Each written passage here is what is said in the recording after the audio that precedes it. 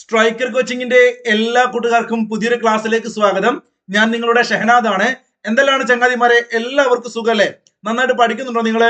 കൂട്ടുകാരൻ, നമ്മള് SCERT ഏറ്റവും പുതിയ പാഠപുസ്തകം, പുതിയ SCERT പഠിച്ചു തുടങ്ങുകയാണ്. 7ാം ക്ലാസ്സിലെ ആദ്യത്തെ ചാപ്റ്ററിലെ ക്ലാസ് ആണ് ഇന്ന്. നോക്കൂ, ഇനി അങ്ങോട്ടുള്ള മുഴുവൻ SCERT പുതിയ പാഠഭാഗങ്ങൾ ഉൾപ്പെടെ പഴയ SCERT പുതിയതും NCERT എല്ലാം നമ്മള് ASM അസിസ്റ്റന്റ് സെയിൽസ്മാൻ എക്സാമിനും സെക്രട്ടേറിയറ്റ് OA ഉൾപ്പെടെയുള്ള മറ്റ് 10th +2 ഡിഗ്രി ലെവൽ എക്സാമുകൾക്കെല്ലാം വേണ്ടിയിട്ട് യൂട്യൂബ് ചാനലിലൂടെ നൽകുകയാണ്. അപ്പൊ നിങ്ങൾ എല്ലാവരും കമന്റിൽ നമ്മൾ പിൻ ചെയ്ത് വെച്ച ടെലഗ്രാം ചാനൽ ഒന്ന് ഫോളോ ചെയ്യുക. കാരണം നമ്മുടെ 2 യൂട്യൂബ് ചാനലായിട്ടാണ് മുഴുവൻ ക്ലാസ്സുകളും ഫ്രീ ആയിട്ട് അപ്ലോഡ് ചെയ്യുക. അതിന്റെയൊക്കെ PDF നോട്ട് തരുന്നതാണ്. അപ്പൊ എല്ലാവരും കട്ടയ്ക്ക് കൂടെ നിൽക്കുക കേട്ടോ. നോക്കൂ, 7ാം ക്ലാസ്സിലെ ഒന്നാമത്തെ ബേസിക് സയൻസിലെ ചാപ്റ്റർ വിളയിക്കാൻ 100 പേര്, ഒരു കുഞ്ഞു ചാപ്റ്റർ ആണ്. കുറച്ച് പോയിന്റുകൾ നമുക്ക് പെട്ടെന്ന് പഠിച്ചു തീർക്കാം. നോക്കൂ കൂട്ടുകാരെ, കായിക പ്രജനനവും ലൈംഗിക പ്രത്യുൽപാദനവും എന്ന് പറഞ്ഞുകൊണ്ടാണ് പ്രധാനപ്പെട്ട ഒരു കുഞ്ഞു ടോപ്പിക്ക് നമുക്ക് ഈ പാഠഭാഗത്ത് പഠിക്കാനുള്ളത്. ഒരു സസ്യത്തിന്റെ കായിക ഭാഗങ്ങളായ വേര്, തണ്ട്, ഇല, ഭൂകാണ്ഡം എന്നിവയിൽ നിന്ന് പുതിയ തൈകൾ ഉണ്ടാകുന്ന പ്രക്രിയയാണ് നമ്മൾ എന്ത് വിളിക്കുക? കായിക പ്രജനനം. കൃത്യമായിട്ട് പഠിച്ചു കൊടുക്കുക. അതിന്റെ കായിക ഭാഗങ്ങൾ, നമ്മളൊരു സസ്യത്തിന്റെ കാണുന്ന കായിക ഭാഗങ്ങളായ വേരായിക്കോട്ടെ, തണ്ടായിക്കോട്ടെ, ഇലയായിക്കോട്ടെ, ഭൂകാണ്ഡമായിക്കോട്ടെ, ഈ മേഖലകളിൽ നിന്നും പുതിയ തൈകൾ ഉണ്ടാകുന്ന പ്രക്രിയ നമ്മൾ എന്ത് വിളിക്കുന്നു? കായിക പ്രജനനം. കൃത്യമായിട്ട് പഠിച്ചേ.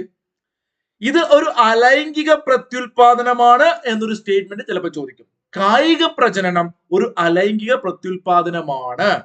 ഇങ്ങനെ ഒരു സ്റ്റേറ്റ്മെന്റ് വന്നു കഴിഞ്ഞാൽ ഒരു പക്ഷേ പരീക്ഷ ആണെന്ന് കൂട്ടുകാർക്ക് കിട്ടിക്കൊള്ളണമെന്നില്ല. അപ്പൊ കൃത്യമായിട്ട് പഠിക്കുക. കായിക പ്രജനനം ഇതൊരു അലൈംഗിക പ്രത്യുൽപാദനമാണ്. വിത്തുകള്, ആ വിത്തുകൾ ഉണ്ടാകുന്നത് എന്താണ്? ലൈംഗിക പ്രത്യുൽപാദനമാണ്. അതാണ് അതിന്റെ വ്യത്യാസം അല്ലെ? നമ്മൾ സസ്യങ്ങള് ഈ വിത്തിൽ നിന്ന് മുളച്ചിങ്ങനെ ഒരു ചെടിയായിട്ട് മാറുന്നു. അപ്പൊ വിത്തുകൾ ഉണ്ടാകുന്നത് ലൈംഗിക പ്രത്യുൽപാദനത്തിലൂടെയാണ്. വിത്ത് മുളച്ച തൈകൾ ഉണ്ടാകുന്നത് ആ രൂപത്തിലാണ്.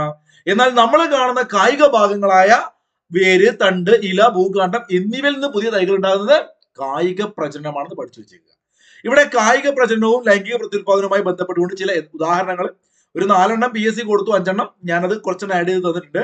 ശീമപ്ലാവ് അല്ലെ, വേരിൽ നിന്നും നിങ്ങൾക്കറിയാം ഈ കായിക പ്രജനനം മൂലം ആ ഒരു വേരിൽ നിന്ന് കറ്റാർവാഴ, മുല്ല, ശീമപ്ലാവ് ഇതൊക്കെ അങ്ങനെ ഉണ്ടാവാറുണ്ട്. അങ്ങനെയാണെങ്കിൽ കാണ്ഡം അല്ലെ, നമ്മുടെ സസ്യത്തിന്റെ കാണ്ഡം നിന്നും മുരിങ്ങ ഇങ്ങനെ പൊട്ടിമുളച്ച് വരാറില്ലേ, നമുക്ക് കാണാറുണ്ട് മുരിങ്ങ. റോസ് നമ്മൾ കൊമ്പ് മുറിച്ചല്ലേ നടാറ്. മരച്ചീനി അല്ലെ, മരച്ചീനി നമുക്കറിയാം, ഇങ്ങനെ മുറിച്ച് പീസാക്കി നമ്മൾ നടാറുണ്ട്. അപ്പൊ കാണ്ഡന്ന് മുരിങ്ങ, റോസ്, മരച്ചീനി ഒക്കെ വരുന്നുണ്ട്. ഇലയിൽ നിന്നും ഇലമുളച്ചി പഠിക്കാം. ഭൂകാണ്ഡം എന്ന് പറയുമ്പോൾ കാച്ചിൽ, നമ്മൾ ഭൂമിക്കടിയിലുള്ള കാച്ചില്, ചേമ്പ്, ഇഞ്ചി. എന്നാൽ വിത്ത് നോക്കൂ നിങ്ങൾ, മുരിങ്ങ അവിടെ വിത്തിലും വരുന്നുണ്ട്, അതുപോലെ തന്നെ ഈ പറയുന്ന കാണ്ഡത്തിലും വരുന്നുണ്ട്. ശ്രദ്ധിക്കണം. കാരണം മുരിങ്ങ നിങ്ങളിപ്പോ നഴ്സറികളൊക്കെ പോയി കഴിഞ്ഞാൽ മുരിങ്ങ തൈകളിലെ വിത്ത് നിന്നും മുരിങ്ങ ഉണ്ടാകും.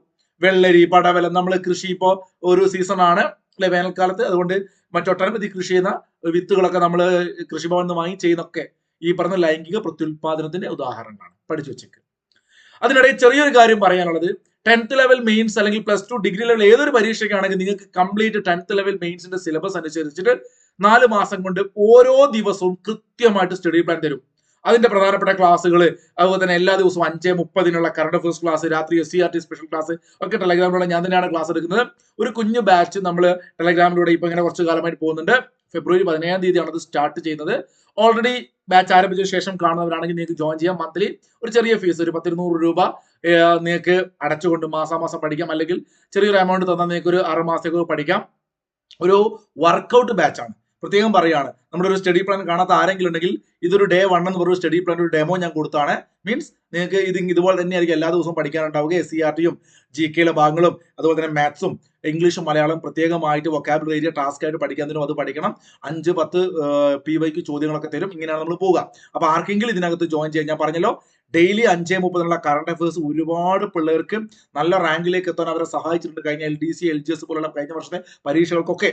അപ്പൊ അതുകൊണ്ട് ദിവസവും രാവിലെ 5:30 1 മണിക്കൂറിന് അതിന്റെ റെക്കോർഡ് കിട്ടും. അതിന്റെ PDF കിടുക്കാച്ചി കറണ്ട് അഫയേഴ്സ് PDF നോട്ടുകൾ പ്രൊവൈഡ് ചെയ്യുന്നുണ്ട്.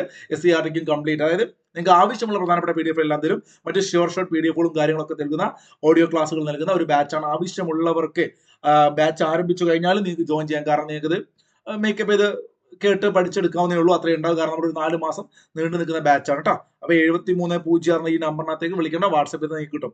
നോക്കൂ, നമ്മൾ ഈ ഒരു ചാപ്റ്ററിലേക്ക് തിരിച്ചു വന്നു കഴിഞ്ഞാൽ പതിവയ്ക്കൽ അഥവാ ലെയറിംഗ് എന്ന് പറഞ്ഞു കൊടുത്തിട്ടുണ്ട്. ഇതിനെക്കുറിച്ച് PSC പരീക്ഷകൾ സാധാരണ ചോദ്യങ്ങൾ വരുന്നത് കണ്ടിട്ടില്ല. അതുകൊണ്ട് തന്നെ നമ്മൾ പേര, സപ്പോട്ട, ചാമ്പ, ബദാം, അത്തി തുടങ്ങിയ സസ്യങ്ങളൊക്കെ മാതൃസസ്യത്തിന്റെ കാമ്പുകളിൽ വേര് മുളപ്പിച്ച ശേഷം വീണ്ടും മുറിച്ച് നടന്നൊരു രീതിയുണ്ട്. അതിനാണ് പതിവയ്ക്കൽ അഥവാ ലെയറിംഗ് എന്ന് പറയാം. അപ്പൊ അത്തരത്തില് പതിവയ്ക്കൽ ഒരു ഉദാഹരണം ചോദിച്ചാൽ നമുക്ക് ചുറ്റുള്ള പേരയ്ക്ക, സപ്പോട്ട, ചാമ്പ, ബദാം, അത്തി നമുക്ക് അറിയുന്ന കാര്യമാണ്. അതിന്റെ ഒരു ഘട്ടങ്ങൾ എങ്ങനെയൊക്കെയാണ് അത് മുറിച്ചിട്ട് അവിടെ ഒരു എന്താ പറയാ അല്ലെ, ഒരു ഷീറ്റൊക്കെ കെട്ടി അതിനകത്ത് നമ്മുടെ ചേരിച്ചവറൊക്കെ ഇട്ടിട്ട്, ചേരിച്ചോറ് നല്ല പറയാ, ചകിരിച്ചോറൊക്കെ ഇട്ടിട്ട് അല്ലെ, മണ്ണും ചാണകപ്പൊടിയൊക്കെ വെച്ചിട്ട് നമ്മൾ അങ്ങനെ ചെയ്യുന്ന ഒരു രീതി കൊടുത്തിട്ടുണ്ട്. അത് നമുക്ക് PSC പരീക്ഷയ്ക്ക് ആവശ്യമില്ല, അതുകൊണ്ട് ഞാൻ വിശദമായിട്ട് പറയുന്നില്ല. എന്നാൽ പതിവയ്ക്കൽ എന്ന് പറയുന്ന കൺസെപ്റ്റ് ചോദിച്ചാൽ നിങ്ങൾ എഴുതണം. മാതൃസസ്യത്തിന്റെ കമ്പുകളിൽ വേര് മുളപ്പിച്ച ശേഷം ആ ഭാഗം മുറിച്ചു നട്ട് പുതിയ തൈകൾ ഉണ്ടാക്കുന്ന രീതിയാണ് പതിവയ്ക്കൽ. പഠിച്ചോ. മാതൃസസ്യത്തിന്റെ കമ്പുകളിൽ വേര് മുളപ്പിച്ച ശേഷം ആ ഭാഗം മുറിച്ചു നട്ട് പുതിയ തൈകൾ ഉണ്ടാക്കുന്ന രീതിയാണ് പതിവയ്ക്കൽ. നാഗപ്പതിവയ്ക്കൽ എന്താണ്? നാഗപ്പതിവയ്ക്കൽ അല്ലെ, നോക്കൂ, കുരുമുളക് പോലെയുള്ള ചെടികളുടെ നീളമുള്ള ശാഖകൾ മണ്ണിനടിയിലേക്ക് വളച്ചു വെച്ച് പല ഭാഗങ്ങളിൽ അതിന്റെ പർവ്വഭാഗങ്ങളിൽ ഇടവിട്ട് മണ്ണ് മൂടിയതെയും അവിടെയൊക്കെ വേരുണ്ടാക്കിയിട്ട് അങ്ങനെ അത് മാറ്റി കുഴിച്ചിടുന്ന ഒരു പരിപാടി നാഗപ്പതിവയ്ക്കൽ. നോക്കൂ, കുരുമുളക് ചെടി കണ്ടില്ലേ നിങ്ങൾ? പാമ്പ് പോലെ, നാഗങ്ങളെ പോലെ ഇങ്ങനെ ചുറ്റിപ്പരിഞ്ഞ് പോകാറില്ലേ? അപ്പൊ വായുവിൽ പതിവയ്ക്കുക എന്ന് പറഞ്ഞാൽ നമ്മളിപ്പം പഠിച്ച കാര്യം എയർ ലെയറിംഗ് എന്ന് വെച്ചാൽ അവിടെ ഒരു ഷീറ്റ് കൊണ്ട്, ഒരു പ്ലാസ്റ്റിക് കൊണ്ട് എന്ത് ചെയ്യാ, മണ്ണൊക്കെ ഇട്ടിട്ട് കെട്ടി വെച്ചിട്ട് അവിടെ വേര് മുളപ്പിച്ചിട്ട് പിന്നീട് അത് മാറ്റുക. അതാണ് എയറിൽ, വായുവിൽ പതിവയ്ക്കൽ. എന്നാൽ നാഗപ്പതിവയ്ക്കൽ എന്ന് പറഞ്ഞാൽ മണ്ണിലാണെന്ന് ആലോചിച്ച് നോക്കുക. മണ്ണിലാണെന്ന് ആലോചിക്കുക. അത് ഈ പറയുന്ന മണ്ണിലേക്ക് ഇട്ടിട്ട് ഒരു എക്സാമ്പിൾ കാണിച്ചുതരാം. ബോഗൻ വില്ല അല്ലെ, നിങ്ങൾ കാണാറുണ്ട് ബോഗൻ വില്ല, മുല്ലയൊക്കെ അങ്ങനെയാണ്. പിച്ചി, കുരുമുളക്, മുന്തിരി, ജമന്തി, വെറ്റില. ഇപ്പൊ വെറ്റില ആയിക്കോട്ടെ, മരങ്ങൾക്ക് മുകളിൽ കയറുന്ന ഇങ്ങനെ മണ്ണിൽ കൂടിയൊക്കെ പോയിട്ട് ഇങ്ങനെ വേര് മുളയ്ക്ക് നമ്മൾ കണ്ടിട്ടുണ്ടാവും, കുരുമുളക് കണ്ടിട്ടുണ്ടാവും. ഈ കശുമാവും സപ്പോട്ടയും അല്ലെങ്കിൽ റോസും പേരയ്ക്കൊന്നും അങ്ങനെയല്ലല്ലോ മണ്ണിലേക്കാണ് പോകാല്ല. നമ്മൾ അതിന് ഈ പറയുന്ന ലെയറിംഗ് നമ്മൾ ചെയ്യാണ്. അത് വായുവിൽ പതിവയ്ക്കലാണ്. ഇതിന്റെ എക്സാമ്പിൾ ആണ് ഇമ്പോർട്ടൻറ്റ്. നിങ്ങൾ മനസ്സിലാക്കി പഠിച്ചാൽ മതി. വലുതായിട്ട് അങ്ങനെ കഷ്ടപ്പെട്ട് പഠിച്ചുകൊണ്ട് സിമ്പിൾ ആയിട്ട് വായിച്ചു പോകും കേട്ടോ. ഇതാ കണ്ട നിങ്ങൾ, നാഗപ്പതിവയ്ക്കലിന് ഒരു പ്രഗത്ഭ ചങ്ങാതി കർഷകൻ ഇതിന്റെ ഒരു ഫോട്ടോ കൊടുത്തിട്ടുണ്ട്. കർഷകന് നിങ്ങൾക്ക് എന്താ അഭിപ്രായം പറയേണ്ടത് കമന്റ് ചെയ്തോട്ടോ.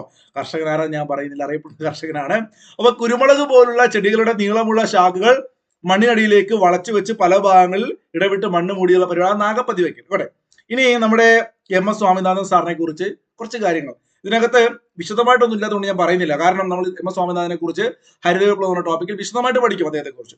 അദ്ദേഹത്തെ മരണപ്പെട്ടത് 2023 നിങ്ങൾക്ക് അറിയുന്നതാണ്, സെപ്റ്റംബർ മാസം 28-ാം തീയതിയാണ്. അപ്പൊ അതുകൊണ്ട് തന്നെ അദ്ദേഹം ആ ഡേറ്റ് ഒക്കെ ഇപ്പൊ പുതിയ SCERT ഒക്കെ ഉണ്ട് കേട്ടോ. അതുകൊണ്ടാണ് പറഞ്ഞത് 2023 അദ്ദേഹം മരണപ്പെട്ടു. അതുപോലെ MS സ്വാമിനാഥൻ ഇന്ത്യയിലെ ഹരിത വിപ്ലവത്തിന്റെ പിതാവാണെന്ന് കൂട്ടുകാർക്ക് അറിയുന്നതാണ്. അത്യുൽപാദന ശേഷിയുള്ള വിത്തുകൾ വികസിപ്പിക്കാൻ വേണ്ടി അദ്ദേഹം ഒരുപാട് കാര്യങ്ങൾ ചെയ്തിരുന്നു. അതുപോലെ തന്നെ ഇന്ത്യയിലെ പട്ടിണിയിൽ നിന്ന് ജനങ്ങളെ അല്ലെ ഒരു പരിധി വരെ രക്ഷിക്കാൻ അദ്ദേഹത്തിന്റെ ഇടപെടൽ സാധിച്ചിട്ടുണ്ട്. അദ്ദേഹത്തിന് Magsaysay, world food prize, Padma Bhushan ഇതൊക്കെ കിട്ടിയിട്ടുണ്ട്. അതിനെക്കുറിച്ച് ജസ്റ്റ് ഒന്ന് പറയുന്നുണ്ട് കേട്ടോ. ഇനി നോക്കൂ, വേര് മുളപ്പിക്കൽ എന്ന് പറഞ്ഞുകൊണ്ട് നമുക്ക് അവിടെ ഒരു പോയിന്റ് പഠിക്കാനുണ്ട്. തണ്ട് ഉപയോഗിച്ചുള്ള കായിക പ്രജനന രീതിയുടെ വിജയ സാധ്യത പരമാവധി കൂട്ടാൻ ആക്സിൻ അഥവാ ഓക്സിൻ ഒക്കെ വായിക്കാം നമുക്ക് പോലുള്ള സസ്യ ഹോർമോണുകൾ അടങ്ങിയ ലായനിയിൽ വേര് മുളയ്ക്കേണ്ട കാണ്ഡഭാഗം മുക്കി വെച്ച് വേഗത്തിൽ വേര് പിടിപ്പിക്കുന്ന രീതി ഇന്ന് നിലവിലുണ്ട്.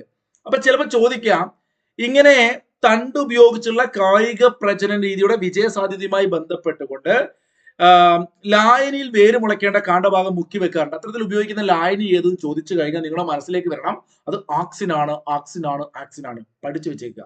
ഓക്കെ, ഗ്രാഫ്റ്റിംഗ് അഥവാ കമ്പൊട്ടിക്കലിനെ കുറിച്ച് പറയുന്നുണ്ട്. അതും എന്താണെന്ന് ഞാൻ പറഞ്ഞിട്ടുണ്ട്, ആവശ്യമില്ല. നമുക്ക് ചുറ്റും നമ്മൾ കാണുന്ന കാര്യമാണ് അല്ലെ. ഇപ്പോ മാവിന്റെ തൈയൊക്കെ നമ്മളിങ്ങനെ വെട്ടിയിട്ട് അല്ലെ, രണ്ട് ഭാഗങ്ങൾ വേറൊരു നല്ലൊരു മാവിന്റെ തൂട്ടി വെച്ചിട്ട് കഴിയുമ്പോൾ അതിന്റെ രണ്ടിന്റെ ഗുണം കിട്ടുന്ന രൂപത്തിലുള്ള കാര്യങ്ങൾ കമ്പൊട്ടിക്കൽ, ഗ്രാഫ്റ്റിംഗ്. ഗുണമേന്മയുള്ള ഒരു സസ്യത്തിന്റെ കമ്പ് അതേ വർഗത്തിൽപ്പെട്ട വേരോട് കൂടിയ മറ്റൊരു സസ്യത്തിൽ ഒട്ടിച്ചു ചേർത്ത് മികച്ച ഇനം തൈ ഉൽപ്പാദിപ്പിക്കുന്ന രീതിയാണ് കമ്പൊട്ടിക്കൽ. അപ്പൊ ശ്രദ്ധിക്കണം, നമ്മൾ നേരത്തെ പഠിച്ച കാര്യങ്ങൾ എന്തായിരുന്നു? പതിവയ്ക്കൽ. ആ പതിവയ്ക്കലിന്റെ വ്യത്യാസം എന്താണെന്ന് കൃത്യമായിട്ട് മനസ്സിലാക്കണം. അതവിടെ വേര് മുളപ്പിക്കലാണ്. പതിവയ്ക്കലും ഈ പറയുന്ന ഗ്രാഫ്റ്റിംഗും തമ്മിൽ, കമ്പൊട്ടിക്കൽ തമ്മിൽ വലിയ വ്യത്യാസമുണ്ട്. ക്ലിയർ ആക്കി വെക്കണം. പതിവയ്ക്കൽ എന്ന് പറഞ്ഞാൽ അവിടെ വേര് മുളപ്പിച്ചിട്ട് പിന്നീട് തൈയാക്കിയിട്ട് അത് ഉപയോഗിക്കാം. എന്നാൽ കമ്പൊട്ടിക്കുക എന്ന് പറഞ്ഞാൽ ഞാൻ പറഞ്ഞു രണ്ട് നല്ല മാത്തൈകൾ, ഇപ്പൊ നല്ല ഗുണമേന്മയുള്ള ഒരു മാവ് മറ്റൊരു മാവ്, അപ്പൊ ഇതിന്റെ രണ്ടിന്റെയും ഗുണം ഒരുമിച്ച് കിട്ടും, നല്ല മാങ്ങ കിട്ടുമെന്ന് വിചാരിച്ച് നമ്മൾ അങ്ങനെ ചെയ്യാറുണ്ട് കമ്പൊട്ടിക്കൽ. നമ്മളല്ല, ഇപ്പൊ നമ്മുടെ ചുറ്റുമുള്ള എല്ലാ തൈകളും അങ്ങനെയാണ് അല്ലെ കമ്പൊട്ടിക്കൽ. അപ്പൊ അതുകൊണ്ട് അതിനെ ഓർത്ത് വെച്ചേക്കുക. അവിടെ നിങ്ങൾ ശ്രദ്ധിക്കേണ്ട ഒരു വാക്കുണ്ട് മക്കളെ. എന്താണ് ആ വാക്ക്? ഒട്ടിക്കാനായി തിരഞ്ഞെടുക്കുന്ന വേരോട് കൂടിയ ചെടിയെ ശ്രദ്ധിക്കണം. Root stock. റൂട്ട് സ്റ്റോക്ക് ഞാനതാ മാറ്റി എഴുതാം. Root stock. റൂട്ട് സ്റ്റോക്ക് അതായത് നമ്മളിപ്പോ രണ്ട് മാവിന്റെ തൈ എടുക്കുന്നു. അപ്പൊ നമ്മളൊരു കഷ്ണം ഒരു തണ്ട് എടുത്തിട്ട് അതൊരു മാവിൽ ഫിറ്റ് ചെയ്യാനാണ് ഉദ്ദേശിക്കുന്നത്. അവിടെ കട്ട് ചെയ്തിട്ട് അവിടെ വെച്ചിട്ട് നമ്മളിങ്ങനെ ഈ കാണുന്ന പോലെയൊക്കെ ഒട്ടിച്ച് സെറ്റാക്കി എടുക്കണം. അപ്പൊ അങ്ങനെ നമ്മള് വേരോട് കൂടി ഒരു മരം അവിടെ ഉണ്ടാവില്ല, അതിലാണല്ലോ ഈ ഒട്ടിക്കുക. അതിനെയാണ് നമ്മൾ റൂട്ട് എന്ന് പറയല്ലോ, റൂട്ട് സ്റ്റോക്ക് ആണ് നമ്മൾ അതിനകത്ത് ചെയ്യുന്നു. അപ്പൊ അവിടെ നമ്മൾ ഒട്ടിക്കുന്ന ഒരു കമ്പ് ഉണ്ടല്ലോ, അതിന് നമ്മൾ എന്ത് വിളിക്കും? സയൻ എന്ന് വിളിക്കും. സയൻസ് അല്ല, സയൻ. ഈ പേര് ടേം ഒരു പക്ഷേ നിങ്ങളോട് ചോദിക്കുകയാണ് നിങ്ങൾക്ക് കിട്ടാൻ വേണ്ടി കേട്ടോ, സ്റ്റേറ്റ്മെന്റ് ആയിട്ട് സയൻ. റൂട്ട് സ്റ്റോക്ക് ആ മരം, അതിൽ ഒട്ടിക്കുന്ന പീസിനെ സയൻ എന്നും പറയും. അതുപോലെയാണ് ഈ കാര്യങ്ങളൊക്കെ പറയുന്നത്. കമ്പിന് പകരം ബഡ് എടുക്കുന്ന കാര്യങ്ങൾ പറയുന്നുണ്ട്, നമ്മുടെ ചുറ്റുമുള്ള തൈകളെ കുറിച്ച് പറയുന്നുണ്ട്. അപ്പൊ അങ്ങനെ നമ്മളിപ്പം സെൻട്രൽ ഭാഗത്ത് ഒരു കമ്പിന് പകരം ഏറ്റവും മുകുളമായ ആ ബഡ് ഉണ്ടല്ലോ, ആ ബഡ് എടുത്തിട്ട് നമ്മൾ ഒട്ടിച്ചു കഴിഞ്ഞാൽ എന്താ സംഭവിക്കുക? ഗുണമേന്മയുള്ള ഒരു സസ്യത്തിന്റെ മുകുളം അതേ വർഗത്തിൽപ്പെട്ട വേരോട് കൂടിയ മറ്റൊരു സസ്യത്തിൽ ഒട്ടിച്ചു ചേർത്ത് മികച്ച നടീൽ വസ്തു ഉണ്ടാക്കുന്ന രീതിയാണ് മുകുളം ഒട്ടിക്കൽ, അതായത് ബഡിങ് എന്ന് പറയും. ഇപ്പൊ ഗ്രാഫ്റ്റിംഗ് എന്ന് പറഞ്ഞാൽ, ഗ്രാഫ്റ്റിംഗ് ശ്രദ്ധിക്കണം, ഇതൊക്കെ സിമ്പിൾ ആണ്, നമുക്ക് അറിയുന്നതാണ്. പക്ഷെ ചോദ്യം വന്ന മക്കളെ നെഗറ്റീവ് അടിക്കരുത്.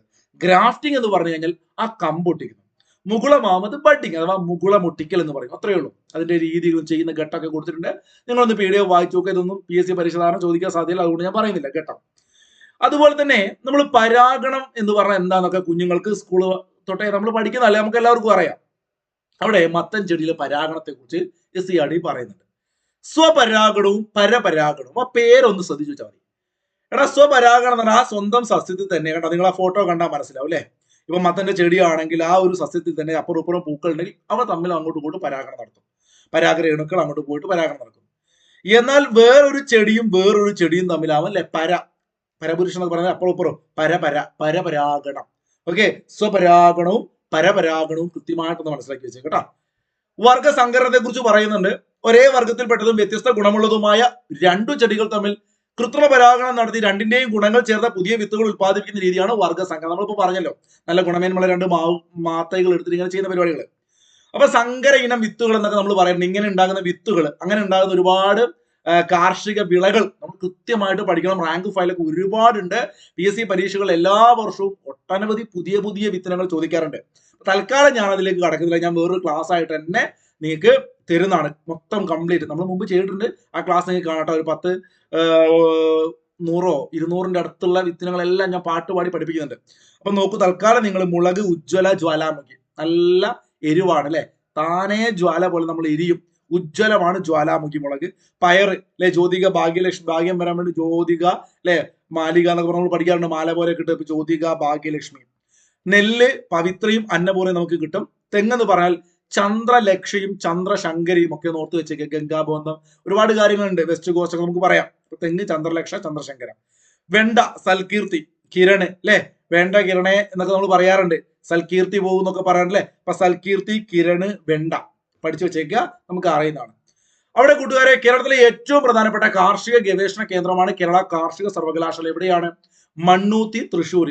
KAU, കേരള കാർഷിക സർവകലാശാല, മണ്ണൂത്തി, തൃശ്ശൂർ. ഇവിടെ നിങ്ങൾ ശ്രദ്ധിക്കണം, കാർഷിക സർവകലാശാല എന്ന് പറയുമ്പോൾ ചിലർക്കെങ്കിലും ഒരു പക്ഷെ സ്റ്റേറ്റ്മെന്റ് ആയിട്ട് വന്നാൽ നെഗറ്റീവ് അടിക്കാൻ ഒരു പോയിന്റ് പറയാം. SCRT വായിക്കുമ്പോൾ നമ്മൾ ഇങ്ങനെ വായിക്കാൻ വേണ്ടിയാണ് പറയുന്നത്.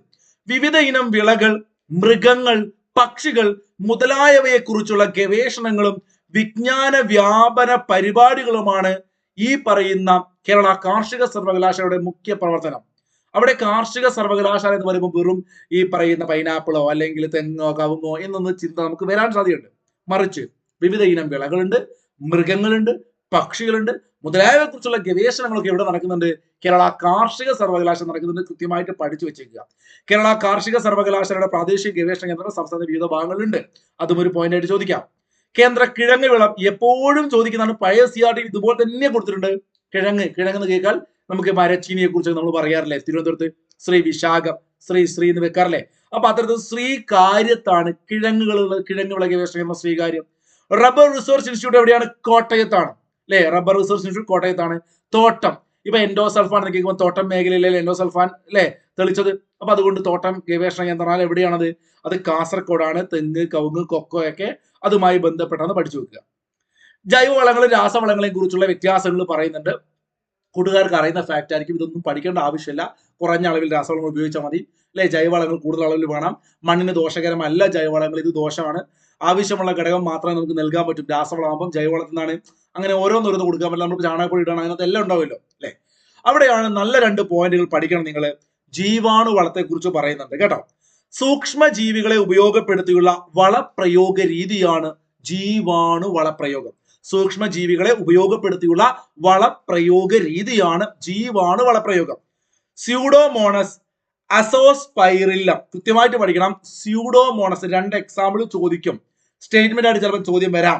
അപ്പൊ എന്താണ് ഈ ജീവാണു വളം എന്ന് നമുക്കറിയാം. ഇപ്പൊ പറഞ്ഞു സൂക്ഷ്മ ജീവികളെ ഉപയോഗിച്ചുകൊണ്ടുള്ള വളപ്രയോഗ രീതി. അതിന്റെ എക്സാമ്പിൾ കൂട്ടുകാർ പഠിച്ചു നോക്കുക. സ്യൂഡോമോണസ്, അസോസ്പൈറില്ലം, സ്യൂഡോമോണസ് അസോസ്പൈറില്ലം പഠിച്ചു വെച്ചേക്കട്ടാ. ഓക്കെ. അതുപോലെ തന്നെ കീടനിയന്ത്രണ മാർഗങ്ങളെ കുറിച്ച്, ഇപ്പൊ ജൈവ നിയന്ത്രണം എന്ന രീതിയിൽ നമുക്ക് ഇപ്പൊ നമ്മള് രാസവളങ്ങളൊക്കെ ഇടുന്നത് കീടങ്ങളെ നശിപ്പിക്കാനല്ലോ, സസ്യങ്ങൾക്ക് വേണ്ടിയിട്ടാണല്ലോ. എന്നാൽ നമ്മൾ രാസ കീടനാശികൾ ഉപയോഗിക്കാറുണ്ട്. അങ്ങനെ പല മാർഗങ്ങൾ ഉപയോഗിച്ചിട്ട് കീടങ്ങളെ നശിപ്പിക്കാറുണ്ട്. ജൈവ നിയന്ത്രണം എന്ന് പറഞ്ഞുകൊണ്ട് നോക്കൂ, ചില കീടനിയന്ത്രണ മാർഗങ്ങളെ കുറിച്ച് പറയുന്നുണ്ട്. വട്ടച്ചായി, നമ്മുടെ നാട്ടിലുള്ള ഒരു ഷഡ്പദം, എന്താ പറയാ, ലേഡി ബഗ് അല്ലെ? ഇതാണ് മൂപ്പത്തി ലേഡി ബഗ്, പഠിച്ചു വെക്കുക. ഒരുപക്ഷെ ലേഡി ബഗ് എന്ന് കൊടുക്കും, അല്ലെങ്കിൽ വട്ടച്ചായി പഠിക്കണേ. വട്ടച്ചായി കൃത്യമായിട്ട് പഠിക്കുക എന്ന ഷഡ്പദം ചെടികളിൽ വളരുന്ന പല കീടങ്ങളെയും തിന്നു നശിപ്പിക്കുന്നു. ഇത്തരത്തിലുള്ള മറ്റൊരു മിത്ര കീടമാണ് ട്രൈക്കോഗ്രാമ. നമുക്ക് ഉപകാരപ്പെടുന്ന ഇത്തരം ചില കീടങ്ങൾ എന്താണ്? അവ മറ്റുള്ള ഇത്തരത്തിൽ നമ്മളെ ചെടികളെ നശിപ്പിക്കുന്ന കീടങ്ങൾ എന്ത് ചെയ്യും? തിന്നു നശിപ്പിക്കും. അപ്പം അല്ലെ, നമുക്കൊരു ഉപകാരമാണ്. അവരുടെ വിഷമം മാറിയിട്ട് നമുക്ക് ഉപകാരം. അപ്പൊ വട്ടച്ചായും ട്രൈക്കോഗ്രാമയും പഠിച്ചു വെച്ചേക്കുക. നേരത്തെ ജീവാണു വളം പറഞ്ഞു, സ്യൂഡോമോണസ് അസോസ്പൈറില്ലം, സ്യൂഡോമോണസ് അസോസ്പൈറില്ലം. അതുപോലെ വട്ടച്ചായി, ട്രൈക്കോഗ്രാമ പഠിച്ചു വെച്ചേക്കുക. ജൈവ നിയന്ത്രണം എന്ന രൂപത്തില് തവള, അരണ, ഓന്ത്, വണ്ട് തുടങ്ങിയ ജീവികളൊക്കെ ഈ പറയുന്ന കീടങ്ങളെ തിന്നു നശിപ്പിക്കേണ്ടത്. ഇതൊക്കെ നമുക്ക് കീടനിയന്ത്രണമാണ്, ജൈവ നിയന്ത്രണമാണ്. അതുപോലെ കെണികൾ ഉപയോഗിച്ചുകൊണ്ട് നമ്മൾ ചില ജീവികളെ ആകർഷിച്ചില്ലേ? ഇപ്പൊ ഒരു കൃഷിത്തോട്ടത്തില് ഇത് നമ്മളെ ഈ പറയുന്ന നമ്മൾ ഉണ്ടാക്കുന്ന കാർഷിക വിളകളെ ബാധിക്കാണ്ട് അവയെ ഒരു സ്ഥലത്തേക്ക് ആകർഷിപ്പിക്കാൻ, ഇങ്ങനെ കെണികൾ ഉപയോഗിച്ചുകൊണ്ട് കീടങ്ങളെ നിയന്ത്രിക്കാൻ വേണ്ടി ഇവയെ ആകർഷിക്കാൻ ഉപയോഗിക്കുന്ന സംഗതി, അതിനെ ഫെറമോൺ എന്ന് വിളിക്കാറുണ്ട് അല്ലെ? ഒരിനം കെണിയാണ്. അപ്പൊ ഇത് മാർക്കറ്റിൽ ലഭ്യമാകുന്ന ഒരു കാര്യമാണ്. ഇതിനെ ഉപയോഗിക്കുന്ന ഒരു ഇനം അവയെ പ്രത്യേകമായിട്ട് അവയ്ക്ക് താല്പര്യമുള്ള രൂപത്തിൽ ഒരു സ്മെല്ലൊക്കെ ആയിട്ട് ഇതിനെ ആകർഷിക്കാൻ വേണ്ടി ഫെറമോണുകൾ അല്ലെ? ഫെറമോണുകളെ കുറിച്ച് പറയുന്നുണ്ട്. പിന്നീട് ജൈവ കീടനാശിനികളെ കുറിച്ചാണ് ഇതിനകത്ത് പറയുന്നത്. രാസ കീടനാശിനെ കുറിച്ച് പേരൊന്നും പറയുന്നില്ല. പുകയില കഷായം, വേപ്പെണ്ണ, നോക്കൂ, ഇതൊക്കെ നിങ്ങളുടെ വീട്ടിന് ചുറ്റും നമ്മുടെ ആളുകളൊക്കെ കൃഷിക്ക് ഉപയോഗിക്കുന്ന, പണ്ട് തൊട്ടേ ഉപയോഗിക്കുന്ന ജൈവ കീടനാശിനികളാണ്. പഠിച്ചു വെച്ചേക്കുക. പുകയില കഷായം, വേപ്പെണ്ണ എമൾഷൻ, അതുപോലെ തന്നെ വെളുത്തുള്ളി കാന്താരി മിശ്രിതമൊക്കെ. അവസാനമായിട്ട് ഈ ഒരു ചാപ്റ്ററിൽ എല്ലാവർക്കും അറിയുന്ന സിമ്പിൾ കാര്യങ്ങൾ കൊടുത്തിട്ടുണ്ട്. നമ്മുടെ കാർഷിക രംഗവുമായി ബന്ധപ്പെട്ട് പൂക്കൃഷിക്ക് നമ്മൾ ഫ്ലോറികൾച്ചർ എന്ന് പറയാറുണ്ട് അല്ലെ? പട്ടുനൂൽ എന്ന് കേട്ടാൽ മക്കളെ നിങ്ങൾ കൃത്യമായിട്ട് നോക്കണം. പട്ടുനൂൽ സെറികൾച്ചർ. അതുപോലെ തേനീച്ച എന്ന് പറഞ്ഞാൽ എപ്പികൾച്ചർ. തേനീച്ച എപ്പി, പട്ടുനൂൽ സെറി. ഇവിടെ തെറ്റിപ്പോവുക, കൂൺ എന്ന് പറയുമ്പോൾ നമ്മുടെ മനസ്സിൽ മഷ്റൂം വരുമല്ലോ. അപ്പൊ അങ്ങനെ ചിന്തിക്കും, വളരെ ക്യൂട്ട് അല്ലടാ മുയലുകൾ. അപ്പൊ മുയലാണ് ക്യൂണികൾച്ചർ, മഷ്റൂം കൾച്ചർ ആണ് കൂൺ കൾച്ചർ. കൂൺ കൃഷി പറഞ്ഞ മാറിപ്പോയാണ്. കൂൺ കൃഷി മഷ്റൂം കൾച്ചറാണ്. അപ്പൊ അതുകൊണ്ട് മുയൽ വളർത്തൽ ക്യൂണികൾച്ചർ മറക്കണ്ട. കോഴി കൃഷി പൗൾട്രി ഫാമിംഗ് ആണ്. കന്നുകാലി വളർത്തൽ ലൈവ് സ്റ്റോക്ക് ഫാമിംഗ് ആണ്. പിസികൾച്ചർ മത്സ്യകൃഷി. എല്ലാവർക്കും അറിയാം പിസികൾച്ചർ ഇമ്പോർട്ടന്റ് ആണ്. സെറികൾച്ചർ ഇമ്പോർട്ടന്റ് ആണ്. അതുപോലെ തന്നെ എപ്പോഴും ചോദിക്കുന്നതാണ് എപ്പികൾച്ചർ തേനീച്ച, ക്യൂണി എന്ന് കേട്ടാൽ മുയലാണ് അല്ലെ? മഷ്റൂം കൂണാണ്. പഠിച്ചു വെച്ചേക്കുക. 2 ചോദ്യങ്ങളോട് കൂടി ആ ചാപ്റ്റർ കഴിയുകയാണ്. ജൈവവളത്തിന് യോജിക്കാത്ത പ്രസ്താവന തിരഞ്ഞെടുക്കുക. ഇത് വളരെ സിമ്പിൾ പ്രസ്താവനയായതുകൊണ്ട് ഞാനത് പറയുന്നില്ല. ഒന്നാമത് ചോദ്യം നിങ്ങൾ കമന്റ് ചെയ്ത് ഞാൻ പ്രതീക്ഷിക്കുന്നു. ഈ വീഡിയോ കാണുന്നവർ അല്ലെങ്കിൽ ഒരു 10 മിനിറ്റെങ്കിലും ക്ലാസ് കാണുന്നവർക്ക് നിങ്ങൾ ഈ കമന്റ് ചെയ്താൽ നാളെ അടുത്ത വീഡിയോ ചെയ്യാൻ ഞങ്ങൾക്ക് അതൊരു പ്രയോജനമാണ്. ഞാനൊന്ന് ഉദ്ദേശിച്ചത് എല്ലാ യൂട്യൂബേഴ്സിനും, നിങ്ങൾക്ക് പഠിപ്പിക്കുന്ന സാർമാരെ, അപ്പൊ ഒന്ന് കമന്റ് ചെയ്യുക. 1 നമ്പർ ഇട്ടിട്ട്. 2, ഉചിതമായ രീതിയിൽ ഇത് വരയ്ക്കുക. അപ്പൊ നിങ്ങൾക്ക് വരയ്ക്കാൻ പറ്റാത്തതുകൊണ്ട് ഞാൻ എന്ത് ചെയ്യാം, നിങ്ങൾ തൽക്കാലം നിങ്ങൾ 1 കമന്റ് ചെയ്താലും മതി. ഇല്ലെങ്കിൽ 1 മത്സ്യം, 2 പട്ടുനൂല്, 3 തേനീച്ച 4 മൊയിൽ. ഇങ്ങനെയാണല്ലോ ഇപ്പം വരിക അല്ലെ. 1A 2B എന്നൊക്കെ പറഞ്ഞ് നമുക്ക് എന്ത് ചെയ്യാം, നിങ്ങളൊന്ന് കൊടുക്കുക 2 നമ്പർ ഇട്ടിട്ട്. അപ്പൊ ഇത് രണ്ടും നിങ്ങൾ കമന്റ് ചെയ്ത് ഞാൻ പ്രതീക്ഷിക്കുന്നു. നമുക്ക് അടുത്ത SCERT പാഠഭാഗവുമായിട്ട് കാണാം. അതുവരെ എല്ലാവരും നന്നായിട്ട് പഠിക്കുക. Good bye. Thank you.